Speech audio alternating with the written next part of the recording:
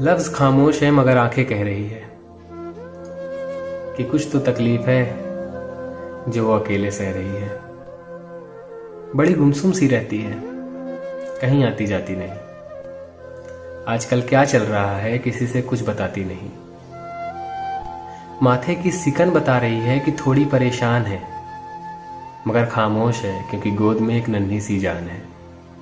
पाकिस्तान को आज़ाद हुए 74 बरस हो गए हैं, लेकिन हमारे मुआशरे की सोच आज तक कैद है। पाकिस्तान में ख़वातीन की औसत उम्र 68 बरस है। क्या आपने कभी सोचा है कि इन 68 सालों में औरत किन मुश्किलात का सामना करती है? कहने को तो औरत घर की इज्जत होती है, लेकिन इसी इज्जत को उन्हीं चार दीवारी में मुख्तलिफ अंदाज से तजलील का निशाना बनाया जाता है। ज्यादातर घरेलू तशद्दुद लोगों की नजरों से दूर होता है, लेकिन सिर्फ इस वजह से कि ये हमारे सामने नहीं होता, इसका ये मतलब हरगिज नहीं कि ये होता ही नहीं है।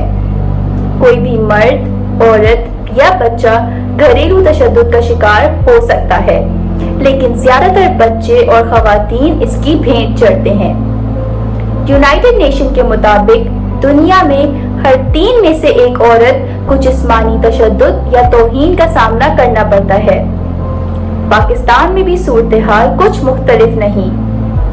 यूनाइटेड नेशन और हुकूमत पंजाब की मुश्तरका तौर पे एक रिपोर्ट जारी की गई है, जिसके मुताबिक पाकिस्तान की 90% खवातीन किसी न किसी तरह के घरेलू तशद्दुद और 47% खवातीन ज्यादती का सामना करती हैं, लेकिन सिर्फ 0.4% खवातीन इन वाक़यात की रिपोर्ट दर्ज करवाती हैं।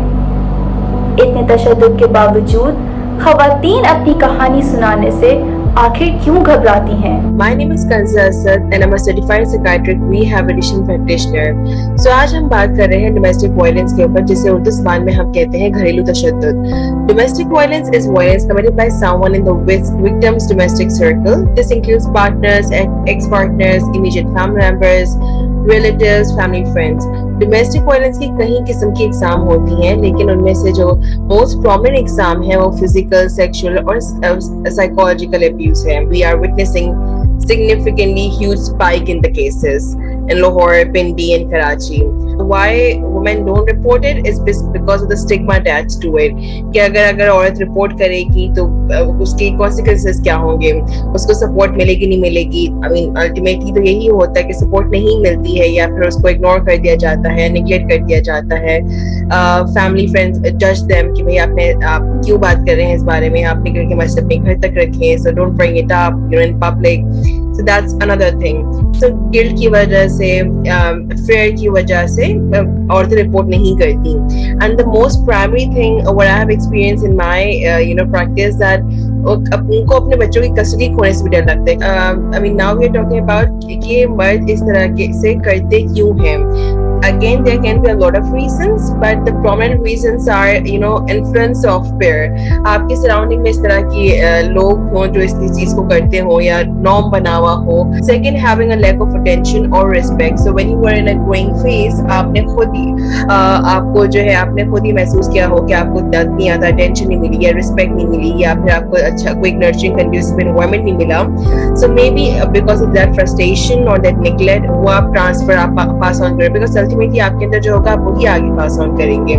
Having low sense of self worth, experiencing abuse or neglect, बहुत सारी जगहों पे देखा जाता है और रिपोर्ट भी यही हुआ है काफी ज्यादा रिसर्च आर्टिकल्स में. जो बुली होते हैं वो बुली इसलिए करते हैं बिकॉज वो खुद कहीं ना कहीं एट पॉइंट ऑफ टाइम बुली हुए होते हैं. जो अब्यूजिव रिलेशनशिप में होते हैं, अब्यूज कर रहे होते हैं अपने पार्टनर्स को या फिर अपने फैमिली मेंबर्स को या किसी को या फिर अपने क्लासमेट को या स्कूल में, यूनिवर्सिटी में, वर्क प्लेस पे.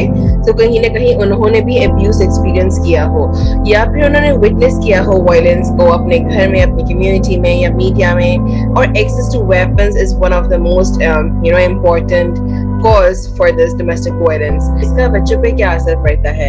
So बच्चों पे इसके तरह से पड़ता है उनके behavior में, उनके mental में, cognition में, psychological, emotional health उनकी काफी मुतासर होती है इस वजह से. They may become aggressive, they may internalize their distress and withdrawal, and they can just get withdrawn from the society, from the people they love. They may have a lower sense of self-worth.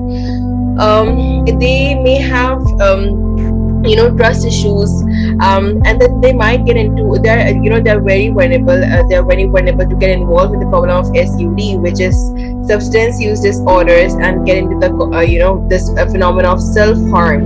मेरा नाम doctor Shahryar है और मेरा ताल्लुक एक समाजी तंजीम से है. हमारे हॉस्पिटल्स और एम्बुलेंसेज में अक्सर मरीज ऐसे आते हैं जो अपनी बीमारी के मुतालिक सही मालूमात फराहम नहीं करते और अपनी बीमारी छुपाते नजर आते हैं. इनमें औरतों और बच्चों की शरह सबसे ज़्यादा शामिल है.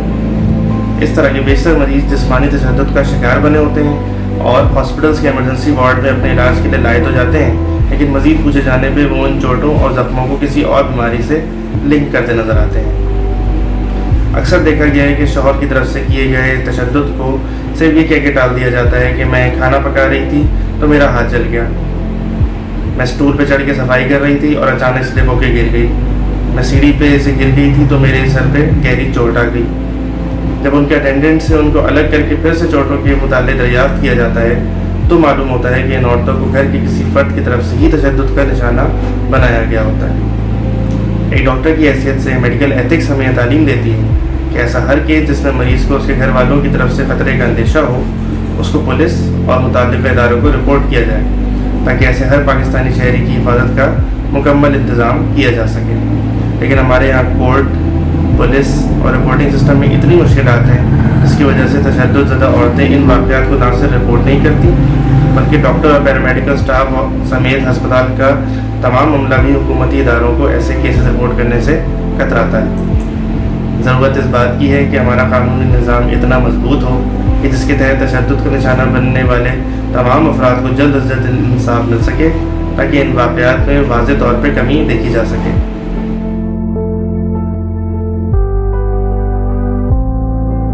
पहली मार तो 3 हफ्ते के बाद पड़ी और फिर हर 2-3 हफ्ते के बाद बहुत बुरी मार पड़ती थी. और ज़बानी अब्यूज़ तो कॉन्स्टेंटली. अपनी शक्ल देखिए, मनूस, हम ताजे कितने ये, हम ताजे कितने वो, मतलब कि हम बड़े खूबसूरत, हम बड़े ये, हम टॉल, हम ये, तुम गिट्ठी सी, तुम चिट्टी, तुम मोटी, तुम. जबकि मैं सिंगल पसली थी उस ज़माने में, बिल्कुल तीला. तो it was one of those things, constant abuse, बदसूरत, कोजी, मनहूस. अगर हमारे मुल्क में इतना बड़ा स्टिग्मा ना होता तलाक का तो औरतें ना रहती. I was 6 months pregnant. अब 6 महीने हो गए थे हमें एक दूसरे के साथ. अब 6 महीने हो गए, मारे खा ली कुटिया, सारा कुछ हो गया. अब फैसला ये किया कि नहीं रहना. Because then when he hit me approximately 6 महीने हो, मेरी बस हो गई. मैंने कहा बस. बिकॉज मुझे हर बार कहता कि देखना अब तुम्हें हर कोई डिवोर्स्ड बिच बुलाएगा. अभी ना ये अल्फाज बड़े मुश्किल होते हैं लोगों के लिए हजम करने, बट मुझे तो बुलाया जाता था ऑन अ डेली बेसिस. आए दिन मेरा मोबाइल तोड़ देता था, सिम कार्ड देता था, अजीब अजीब हरकतें करता था कि मेरा लोगों से राब्ता ना रहे. लेकिन I was also working and supporting the house hold financially. Karachi में थी, थोड़ा बहुत वहाँ पे काम कर रही थी. अच्छा, अब 6 महीने हो गए मैं छोड़ के चली गई. मैं لاہور جانے لگی تھی میں اس کے گھر کو بڑی بری طرح مارا. میرا کزن شان جو ہے صنم کا بڑا بھائی, ہی سینٹ گارڈز وغیرہ اور مجھے وہاں سے لٹرلی ایکسٹریکٹ کیا گیا. وہ بھی ایک مشن تھی. وہ دروازہ ہی نہ کھولے, پھر جب دروازہ کھولا تو میں باتھ روم میں لاک میں ڈر کے مارے کھولوں نا. پھر جب انہوں نے 2-3 دفعہ لوگوں نے کہا, کیونکہ بات یہ کہ اس قسم کے لوگ مارتے صرف اس کو ہیں جو ان سے فزیکلی کمزور ہوتے ہیں, اور مارتے صرف اس کو ہیں جو ان کو واپس نہیں مار سکتے. جیسا آپ لوگوں کو پتہ ہے کہ آج کل ڈومیسٹک وائلنس بہت زیادہ بڑھ چکا ہے, گھریلو تشدد حد سے زیادہ بڑھتا جا رہا ہے. ویسے ہی کوئی انسیڈنٹ میرے ساتھ بھی ہوا تھا. میری شادی ہوئی تھی, ارینج میرج ہوئی تھی, اور میں ان کو بالکل بھی نہیں جانتی تھی. جب میں ابراڈ شفٹ ہوئی تو مجھے ان کی اصلیت سمجھ میں آئی. وہاں جا کے انہوں نے مجھے اپنی فیملی سے بالکل کٹ آف کر دیا, اور انہوں نے میرے نمبرز بند کر دیے. انہوں نے کہا کہ جب آپ کو فون یوز کرنا ہے تو آپ میرا ہی فون یوز کریں گی, اور وہ بھی میری مرضی سے. اسی طرح میں اپنے فرینڈز, فیملی سب سے کٹ گئی. اس کے بعد انہوں نے میرے ڈاکیومنٹس کو جلانے کی کوشش کی, جس کی وجہ سے میں نے اپنے ڈاکیومنٹس کو کسی اور کے روم میں شفٹ کیا اور چھپایا, کیونکہ اس سچویشن میں انسان کو کچھ سمجھ نہیں آ رہا تھا کہ کہاں جائے. پھر انہوں نے کافی دفعہ مجھے گھر کے اندر, روم کے اندر بند کر دیا, اور مجھے کھانا بھی نہیں دیا, اور مطلب پریشان کرنے کے لیے, زبردستی تنگ کرنے کے لیے انہوں نے یہ حرکت کی. تو اس سچویشن میں بھی میں سوچتی تھی چلو برداشت کر لیتی ہوں. اپنے ماں باپ کو کانٹیکٹ کرنے کے لیے میں نے اسٹرینجرز کی ہیلپ لی, اور لوگوں کے فون یوز کیے. ان کے نمبر سے میں نے اپنے ماں باپ کو کانٹیکٹ کر کے ان کو کچھ سچویشن بتائی. تو انہوں نے کہا کہ بھائی برداشت کرو, اب تو تمہاری شادی ہو گئی نا, اور تمہیں تو پسند بھی ہے, تو تم شادی ہو گئی ہے تو تم اب برداشت کرو, اور کوئی حل نہیں ہے. ان کی کہنے کی وجہ سے میں برداشت کرتی رہی. مجھے یہی تھا کہ اماں ابا کی عزت ہوتی ہے, اور سوسائٹی کیا بولے گی اگر میں گھر آ گئی واپس. تو میں نے برداشت کیا. لیکن جب وربل ابیوز اور مینٹل ابیوز بڑھتا جائے, اور پھر وہ فزیکل ابیوز بھی بن جائے, تو انسان کب تک برداشت کرتا ہے. انہوں نے مجھے فزیکلی ابیوز کرنا شروع کر دیا, مار پیٹ بہت کرتے تھے. تب میں برداشت کرتی تھی, لیکن مجھے سمجھ نہیں آتا تھا میں کہاں جاؤں. پھر انہوں نے مجھے دھمکیاں بھی دی کہ میں تمہیں پولیس کے حوالے کر دوں گا, کیونکہ تمہارے ڈاکیومنٹس میں یہ کچھ فراڈ بنا دوں گا اور کچھ کر دوں گا, تمہیں پولیس کے حوالے کر دوں گا. میں بولوں گا کہ تم انٹروڈر ہو, میرے گھر میں رہ رہی ہو. تو میں ڈر جاتی تھی. اس طرح کی سچویشن کو دیکھ دیکھ کے میں بہت ڈرتی تھی. میں سوچتی تھی کہ کیا واقعی یہ مجھے پولیس کے حوالے کر دیں گے, کیا واقعی میرے اگینسٹ اس طرح کا کوئی ایکشن لے لیں گے, اور میں کچھ نہیں کر پاؤں گی, میرے گھر والے بھی مجھے ہیلپ کرنے کے لیے نہیں ہوں گے.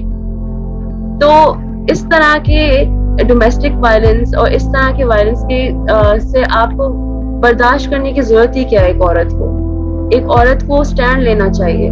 ہمیں یہ سکھا دیا جاتا ہے ہمارے پیرنٹس نے کہ بھائی اب تمہاری شادی ہو گئی, اب تم وہیں رہو, اور وہیں خوش رہو, کسی طرح بھی خوش رہو.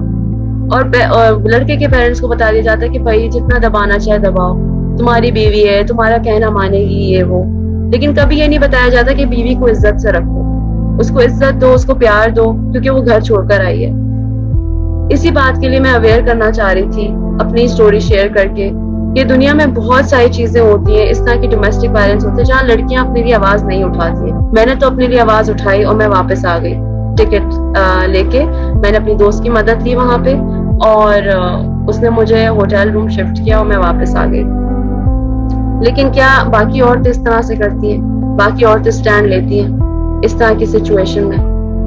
اس چیز کو ہمیں روکنا ہے, اور لوگوں کو اس چیز سے آگاہ کرنا ہے کہ ایسی چیزیں ہو جاتی ہیں تو اپنی بیٹیوں کو برداشت کرنے کو نہیں بولیں, ان کو سٹینڈ لینے کو بولیں.